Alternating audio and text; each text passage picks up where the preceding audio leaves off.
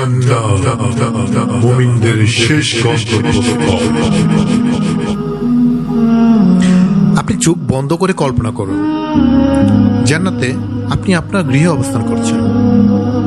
এটা এমন ঘর যে সবকিছুই স্বর্ণ দিয়ে নির্মিত এবং মণিমুক্তা খচিত। হযরত আলী রাদিয়াল্লাহু তাআলা আনহু হতে বর্ণিত একটি হাদিস, রাসূলুল্লাহ সাল্লাল্লাহু আলাইহি সাল্লাম বলেছেন, জান্নাতের প্রাসাদগুলো এমন হবে যে এর ভিতর থেকে বাহিরে এবং বাহির থেকে ভিতরে সবকিছুই স্পষ্ট দেখা যাবে। তখন এক বেদুইন দাঁড়িয়ে প্রশ্ন করল, হে আল্লাহর রাসূল সাল্লাল্লাহু আলাইহি সাল্লাম, এইসব প্রাসাদ কাদের জন্য নির্মিত? জবাবে রাসূলুল্লাহ সাল্লাল্লাহু আলাইহি সাল্লাম বললেন, যারা উত্তম ও সুমধুর কথা বলে, ক্ষুধার্তকে খাবার দেয়, প্রায় রোজা রাখে এবং লোকেরা রাতে ঘুমিয়ে থাকা অবস্থায় জাগ্রত থেকে মহান আল্লাহ তাআলার জন্য নামাজ আদায় করে। জান্নাত তাদের জন্য। আলহামদুলিল্লাহ, সকল প্রশংসা সেই সত্তার জন্য যিনি আপনার সকল ভুল ত্রুটি ক্ষমা করে দিয়েছেন, জাহান্নামের লেলিহান শিখা থেকে বাঁচিয়ে আপনাকে জান্নাত দান করেছেন। আপনি সেই জান্নাতে অবস্থান করছেন যার প্রতিশ্রুতি দুনিয়াতে আপনাকে দেওয়া হয়েছিল। আপনি জান্নাতে আপনার গৃহে অবস্থান করছেন। এমন সময় আপনার দরজায় কেউ কড়া নাড়ল। আপনি দেখলেন একজন ফেরেশতা দাঁড়িয়ে আছে। তিনি আপনাকে সালাম দিয়ে বললেন, হে জান্নাতের অধিবাসী, চলেন মহান আল্লাহ সুবহানাহু ওয়া তাআলার সাথে দেখা করে আসি। এই কথা শুনে আপনি খুবই উল্লসিত হয়ে বের হলেন মহান রবের সাক্ষাতের জন্য। আপনি দেখলেন বাইরে আপনার জন্য খুব সুন্দর একটা বাহন প্রস্তুত করে রাখা আছে।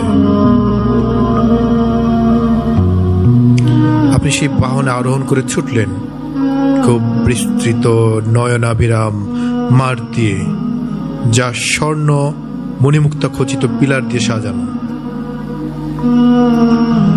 আপনি খুব পরিতৃপ্তি নিয়ে ছুটছেন। এমন সময় দেখছেন আলো আর আলো, চতুর্দিকে আলোর ঝলমলানো। আপনি উল্লসিত হয়ে ফেরেশতাকে জিজ্ঞেস করলেন, আমি কি আল্লাহকে দেখছি? আপনার ভুল ভেঙে দিয়ে ফেরেশতা বলে উঠল, না, আমরা সে পথেই চলছি।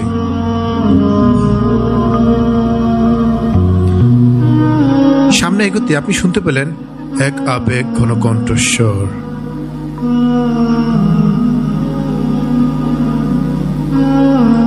জান্নাতীদেরকে সালাম দিচ্ছেন, আসসালামু আলাইকা ইয়া আহলাল জান্নাহ, হে জান্নাতীগণ, তোমাদের উপর শান্তি বর্ষিত হোক। ভেবে দেখুন আপনি কতই না ভাগ্যবান। মহান রব, যিনি আরশের মালিক, তিনি আপনার উপর শান্তি স্থাপন করছেন। অনন্ত অসীম যে শান্তির কোনো অন্ত নেই। আল্লাহ সুবহানাহু ওয়া তাআলা সালামের জবাবে আপনারা বলে উঠবেন, আল্লাহুম্মা আনতাস সালাম ওয়া মিনকাস সালাম তাবারাকতা ইয়া জাল জালালি ওয়াল ইকরাম। হে আল্লাহ, আপনি শান্তিময় এবং আপনার হতেই শান্তি উচ্ছরিত হয়। আপনি বরকতময়, হে মহান ও সম্মানের অধিকারী। তখন আল্লাহ সুবহানাহু ওয়া তাআলা জিজ্ঞেস করবেন, তোমরা কি খুশি? তোমরা কি আজ সন্তুষ্ট? তখন আপনারা বলবেন, ও আল্লাহ, জাহান্নামের আগুন থেকে বাঁচিয়ে আমাদের জান্নাত দিয়েছেন, আমরা অসন্তুষ্ট হই কিভাবে? তখন মহান আল্লাহ জিজ্ঞেস করবেন, তোমরা আর কি চাও? তখন আপনারা বলে উঠবেন, আর কিছু চাই না। তখন আল্লাহ বলবেন, না না, আজ তো প্রতিদান দিবস, আমি আরো দেব, বলো তোমরা কি চাও? তখন আপনারা সমস্বরে বলে উঠলেন, ও আল্লাহ, আমরা আপনাকে দেখতে চাই, আপনাকে দেখিনি কখনো, আমরা আপনাকে ভালোবাসি। তখন আল্লাহ সুবহানাহু ওয়া তাআলা 70,000 নূরের পর্দা উন্মোচিত করে দিলেন।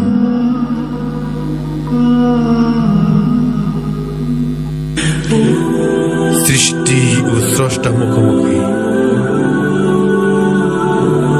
চোখ বন্ধ করে চিন্তা করুন, আপনি আল্লাহকে দেখছেন, আপনি আল্লাহকে দেখছেন, আপনি আল্লাহকে দেখছেন।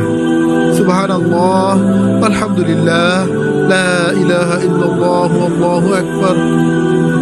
সারা জীবন দুনিয়াতে যাকে ডেকেছেন, যাকে চোখে না দেখে অজরে কেঁদেছেন, কাউকে না বলা একান্ত কথাগুলো যাকে বলেছেন, খুব বিপদে কেউ পাশে নেই, কেঁদে কেঁদে যাকে বলেছিলেন, পকেট ফাঁকা, পরে খাবার নেই, অনিশ্চিত উৎস থেকে যিনি আপনার জন্য খাবারের ব্যবস্থা করেছেন, কত অপরাধ করেছেন কেউ দেখেননি, একজন দেখেছেন কিন্তু গোপন রেখেছেন, বারবার ভুল করেছেন কিন্তু তিনি মাফ করে দিয়েছেন। মমতাময়ী বাবা মা, আদরের সন্তান, প্রিয়তমা স্ত্রীর ভালোবাসা দিয়ে অদৃশ্য ভালোবাসা আপনাকে যিনি ভালোবেসেছেন সবচেয়ে বেশি, সবচেয়ে আপন, সুমহান প্রতিপালকের মুখোমুখি আপনি। সাহাবীদের প্রশ্নের জবাবে নবীজি সাল্লাল্লাহু আলাইহি ওয়াসাল্লাম বলেছেন, পৃথিবীতে আমরা যেমন চাঁদকে স্পষ্ট দেখি, আমরা আল্লাহ সুবহানাহু ওয়া তাআলা তেমনি দেখব ইনশাআল্লাহ। আল্লাহকে দেখাই জান্নাতের সবচেয়ে বড় নিয়ামত। ইয়া আল্লাহ, স্বল্প সংখ্যক সেই মহা সৌভাগ্যবানদের তালিকায় আমাদের নামটা যোগ করে দিন। আমিন সুম্মা আমিন। আসসালামু আলাইকুম ওয়া রাহমাতুল্লাহ।